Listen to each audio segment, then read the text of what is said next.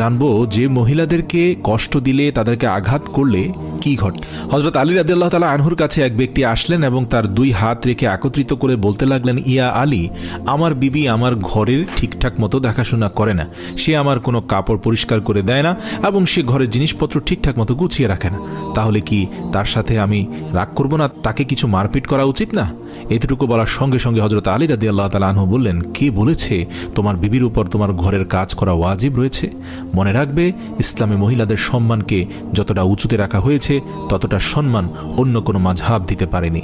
আমি আল্লাহ রাসূলের কাছ থেকে শুনেছি, মহিলাদের সবচেয়ে বড় দায়িত্ব হলো সে যেন তার সন্তানকে ভালোভাবে মানুষ করে এবং সে তার সন্তানের দেখাশোনা করে।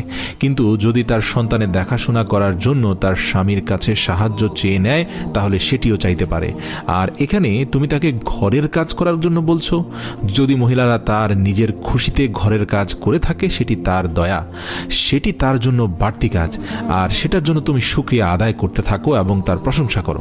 আমি আল্লাহ রাসূলের মুখ থেকে শুনেছি, যে সময় মহিলারা নিজের ঘরের কাজ করে থাকে সে সময় আল্লাহ রাব্বুল আলামিন ফেরেশতাদেরকে পৃথিবীর মাটিতে নামিয়ে দেন আর বলেন, যতক্ষণ পর্যন্ত এই মহিলা তার স্বামীর ঘরের কাজ করতে থাকবে ততক্ষণ পর্যন্ত তুমি তার জন্য ইবাদত করতে থাকো, আমি এই সকল ইবাদত তার আমলনামায় যুক্ত করে দেব। সুবহানাল্লাহ।